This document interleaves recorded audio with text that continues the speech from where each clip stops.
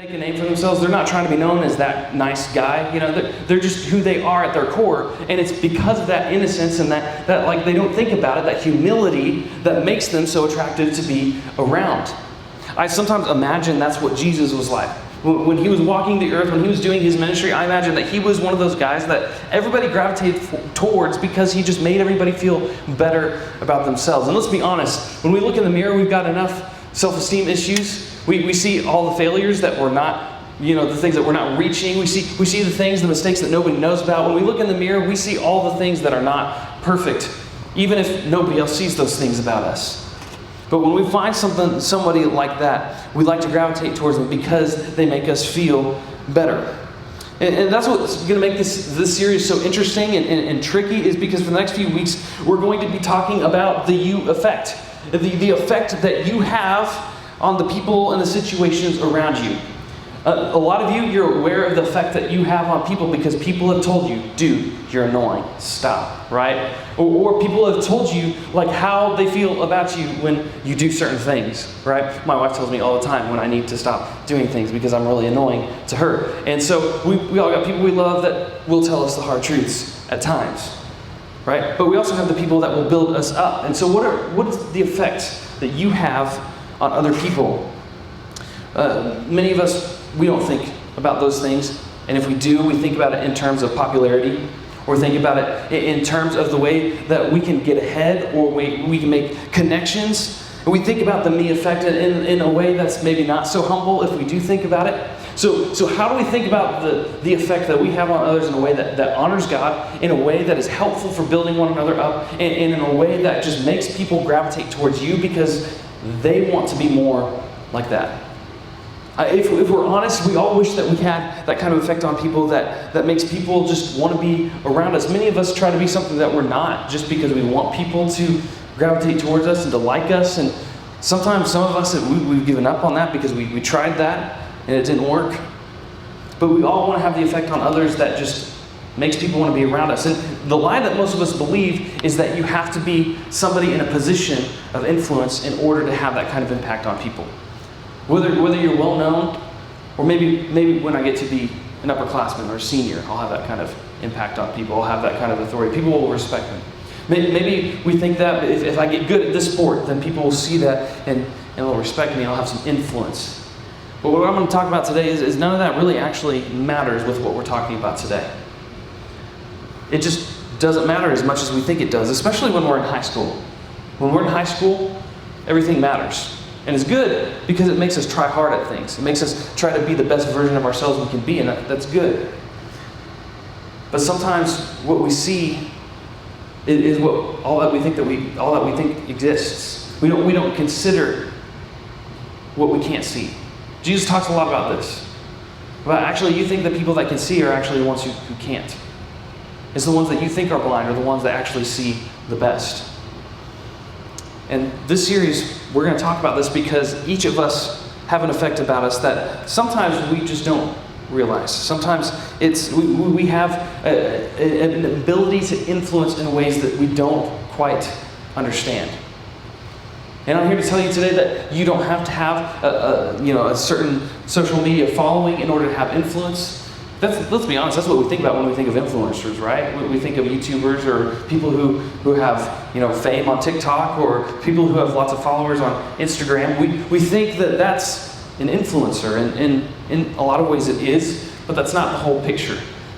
And God designed influence. He designed the you effect in such a way that it doesn't quite operate within those bounds. So we're going to look at, first of all, we're going to look at the effect that Jesus had on others, because I think if we can model what he did, it will help us in our own lives. And Jesus was a guy that, as you probably know, had a lot of influence. In fact, so much influence, we're still talking about him 2,000 years later. Many of us have devoted our lives to following him because of the amount of influence that he had.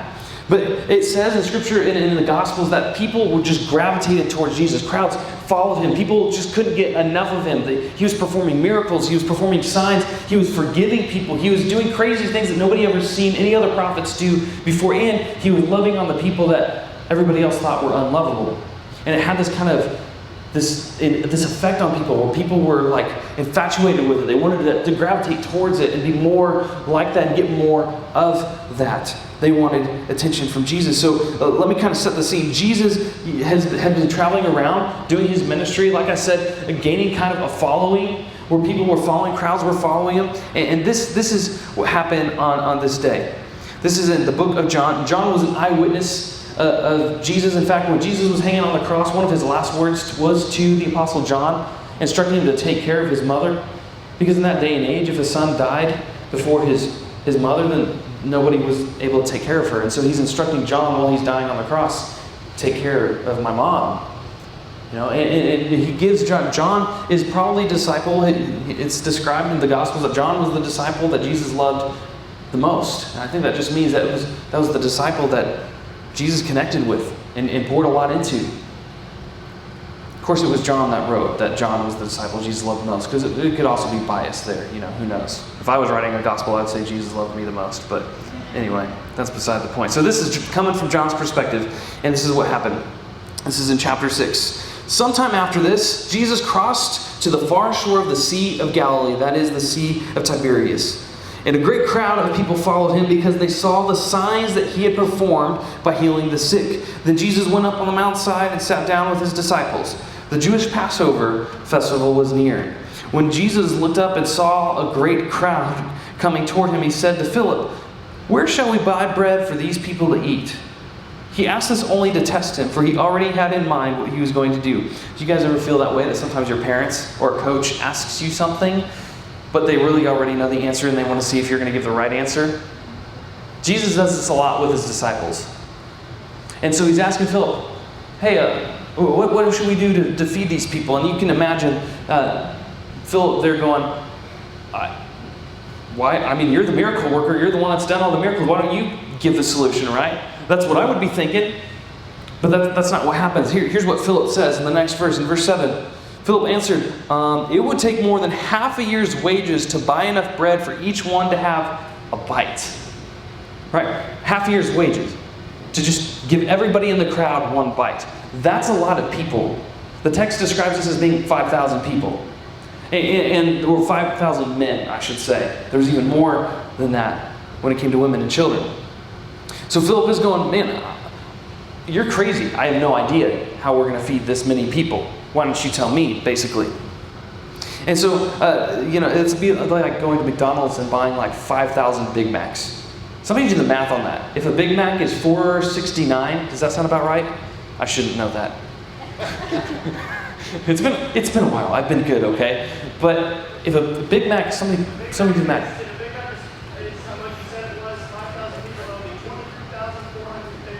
$23,450. That is a lot of Big Macs. That's a lot of money on Big Macs. And you know what's funny about that? The average salary, I think, is like $44,000 or $45,000, something close to $50,000, and that's right about half. So Philip was right. 2,000 years ago, it would take half a year's wages. I guess a Big Mac is a little bit more than one bite, but still, for everybody to even have a bite. So the story continues, right? And so Jesus asks Philip, what should we do about the situation? Philip's like, I don't know, you tell me. And then here's what happens in the next verse. Another of his disciples, Andrew, who's Simon Peter's brother, he spoke up. He said, here's a boy with 5 small barley loaves and 2 small fish. How far will they go among so many? He's like, well, at least I'm trying something, Philip. I've got something.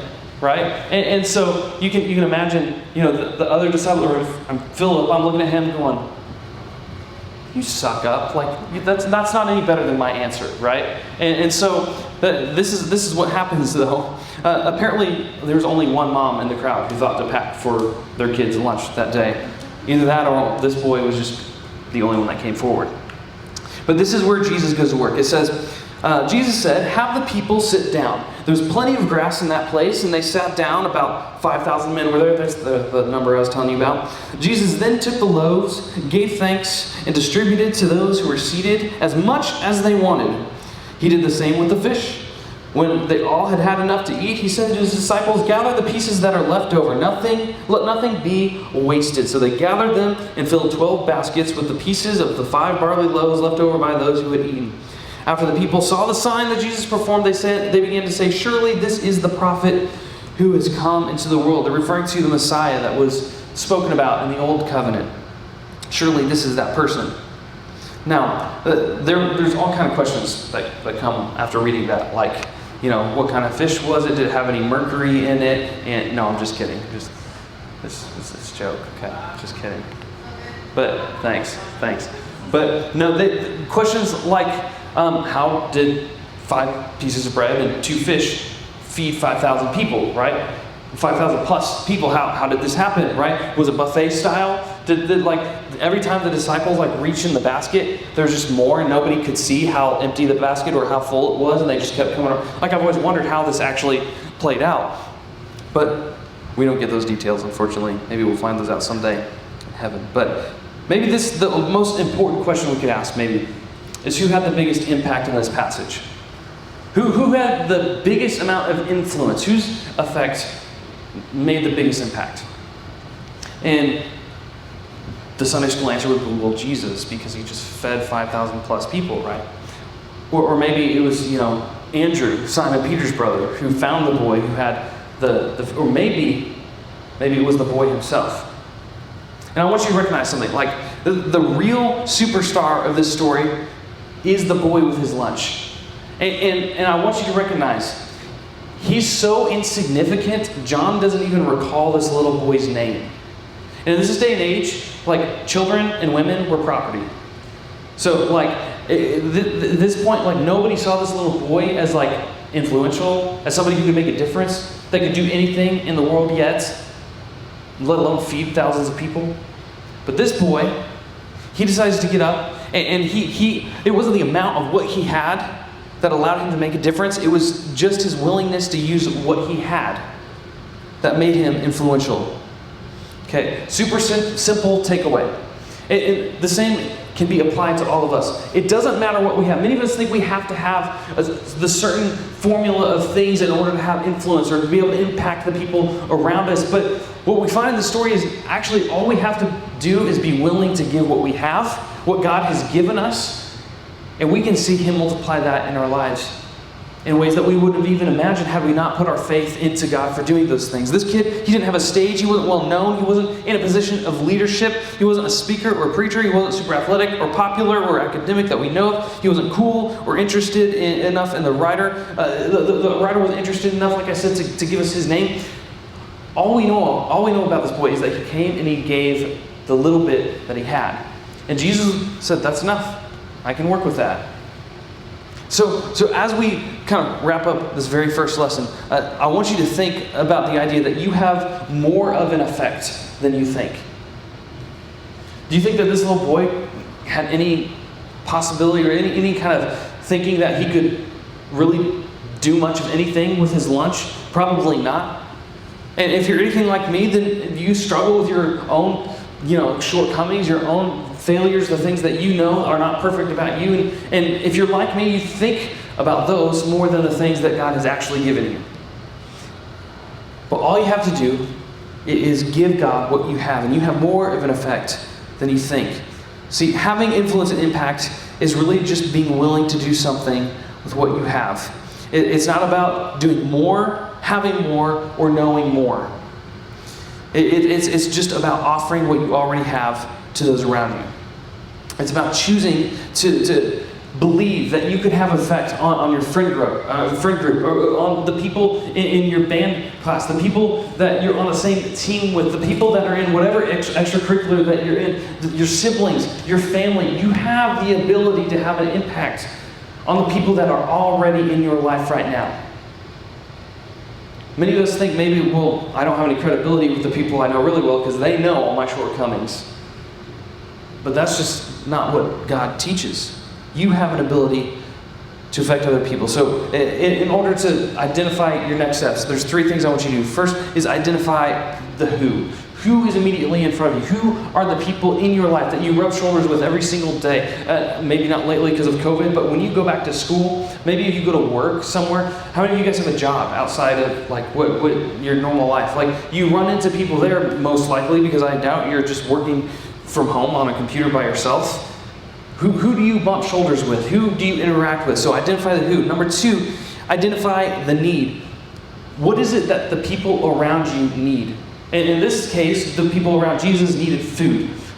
Right, but I guess if you work at DQ, then you're literally giving people food. But what do the people around you need? Maybe your coworkers or the people that you go to school with, your classmates, the people who are on the same team as you. What is the need? Is it encouragement? Is it time? Just somebody to listen to them? Maybe someone to help them with their homework?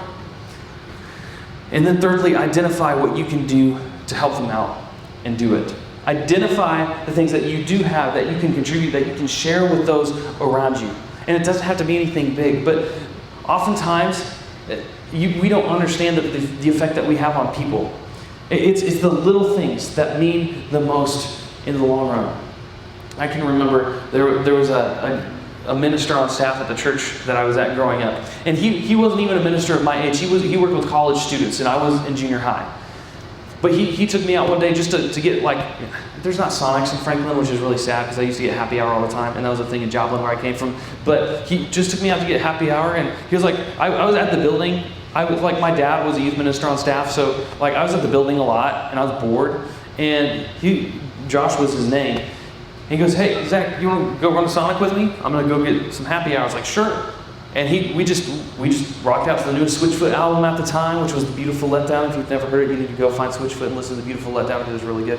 And we listened to that album. He got me some Coke. He just asked me about my life and what I enjoyed doing and stuff. And I remember it was just a little thing, but it made the world. I can't talk. It made the biggest impact on my life. Just it was 30 minutes, and he was already going anyway, but he just decided to let me tag along. What is it that you can do for those around you? What do you have to offer that can encourage somebody else? Ultimately, God is the one who has the power to change people, but all you have to do is show up. Offer what you have and let Him do the rest. I'm going to pray for you guys, and then we'll divide up into small groups.